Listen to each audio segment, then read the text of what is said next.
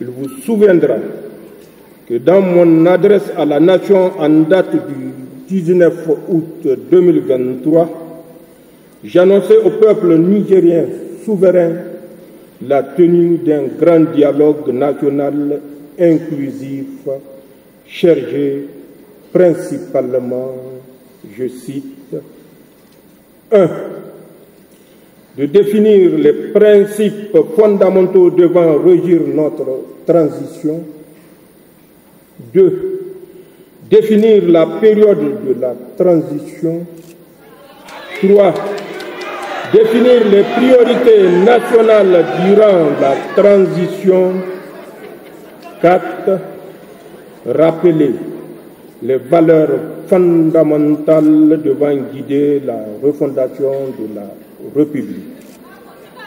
Mesdames et messieurs, ce dialogue que nous aurions voulu tenir au lendemain de la prise du pouvoir par le Conseil national pour la sauvegarde de la patrie s'ouvre finalement en ce jour 15 février 2025 par la volonté d'Allah subhanahu wa ta'ala, à qui nous rendons grâce de nous avoir permis de tenir la promesse faite au peuple nigérien. Mesdames et messieurs, comme vous le savez, si cette rencontre se tient seulement aujourd'hui, c'est parce que depuis la prise du pouvoir par le Conseil national pour la sauvegarde de la patrie, soutenu par le peuple nigérien dans sa volonté résolue d'affirmer la souveraineté du Niger et sur son territoire et ses ressources, notre pays fait face à l'animosité de certaines puissances occidentales et leurs complices africains et pire encore, complices locaux.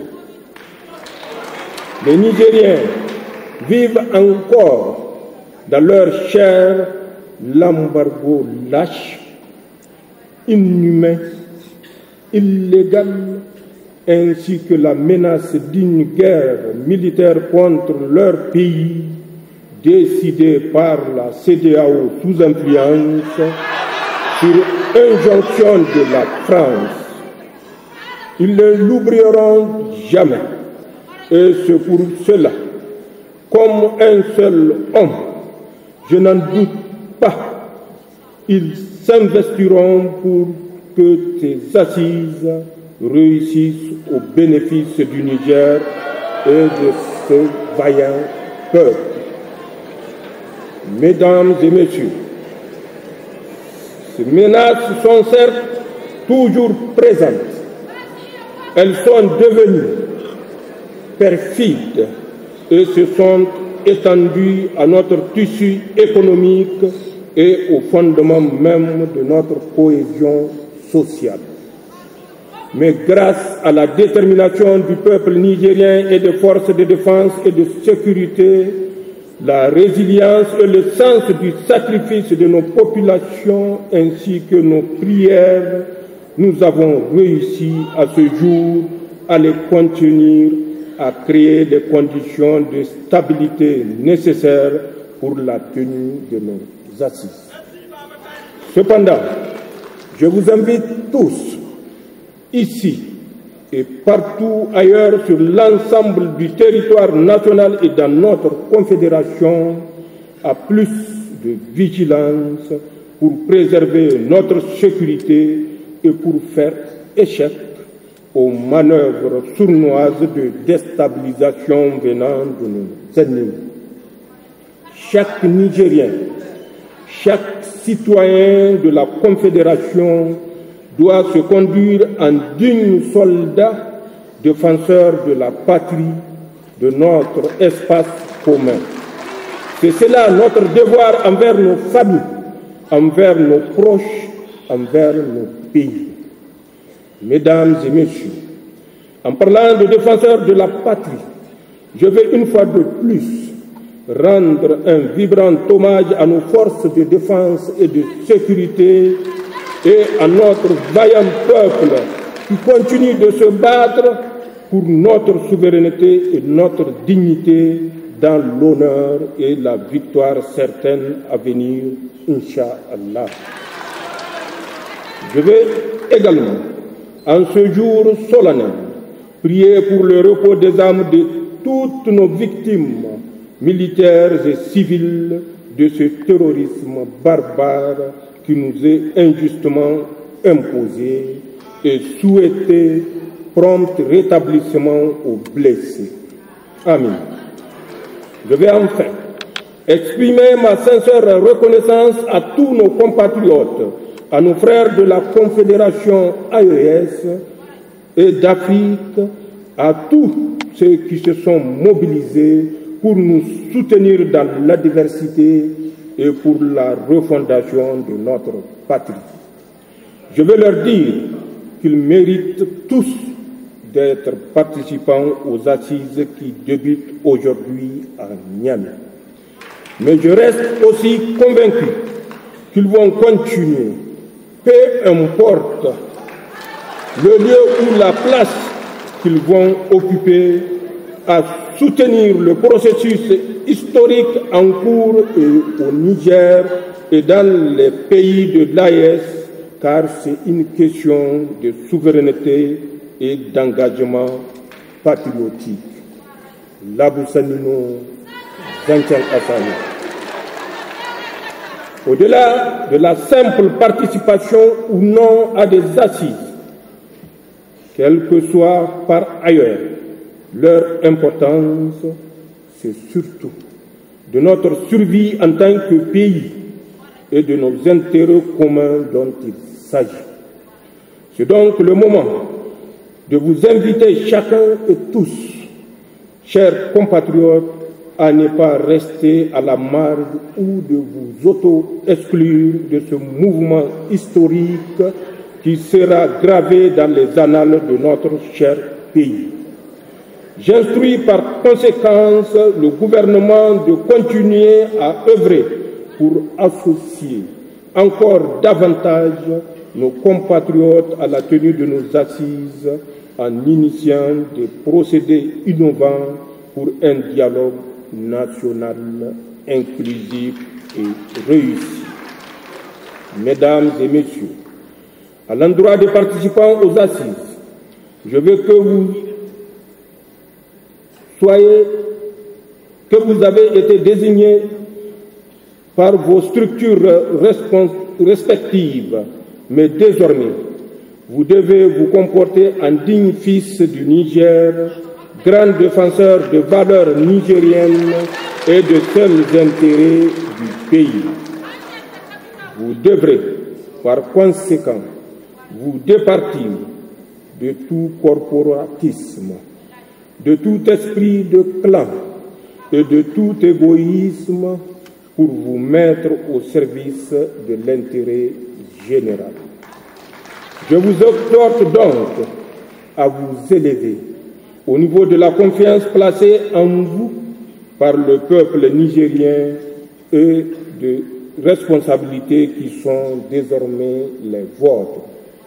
Dans chaque parole prononcée et dans chaque acte posé, vous devez avoir à l'esprit les sacrifices consentis par notre peuple et ses attentes légitimes dans un nouveau départ, afin que cette fois, nous posions véritablement les bases inébranlables d'un avenir meilleur, de stabilité politique et de progrès économique et social pour tous.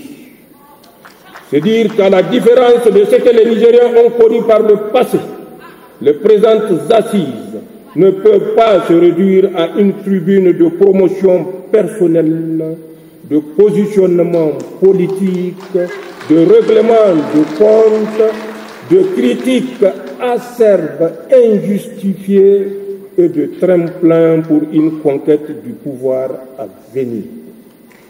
Elles doivent plutôt être un moment d'échange constructif qui va fédérer tous les Nigériens pour l'atteinte de nos objectifs communs d'unité nationale, de cohésion sociale, de justice sociale, de paix, de sécurité et de progrès socio-économique. Je profite alors de cette occasion exceptionnelle pour dire à tous nos concitoyens de l'AES qui sont instrumentalisés par des puissances étrangères pour poser des actes terroristes d'un autre âge, pour infliger d'indicibles souffrances à leurs frères, que nous sommes disposés à les aider à s'en sortir pour que la paix revienne dans nos villages, nos campagnes. Le moment est venu pour que l'homme africain, le Sahélien, prenne son destin en main et profite des immenses richesses de la terre de nos ancêtres sans aucune ingérence extérieure. Le moment est venu de construire au lieu de détruire.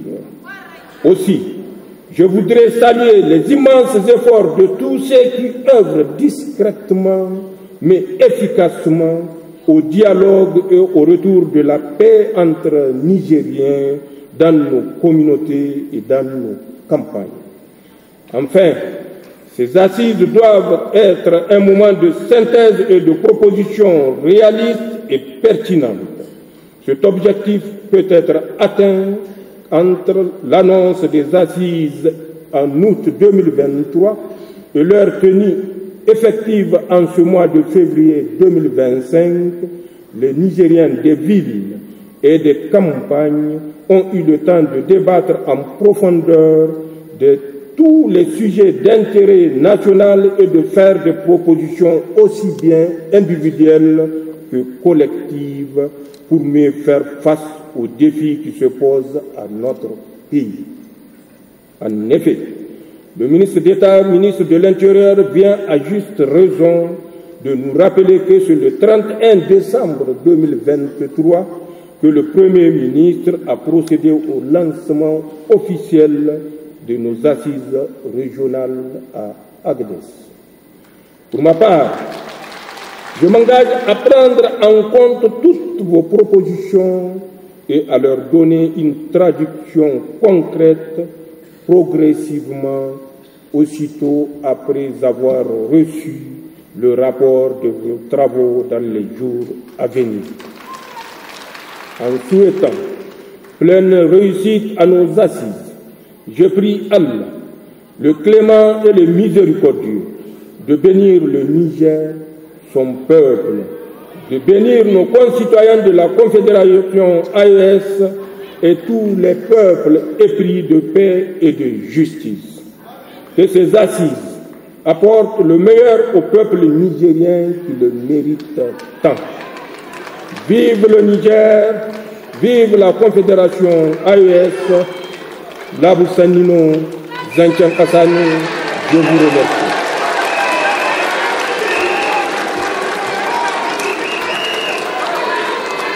Merci.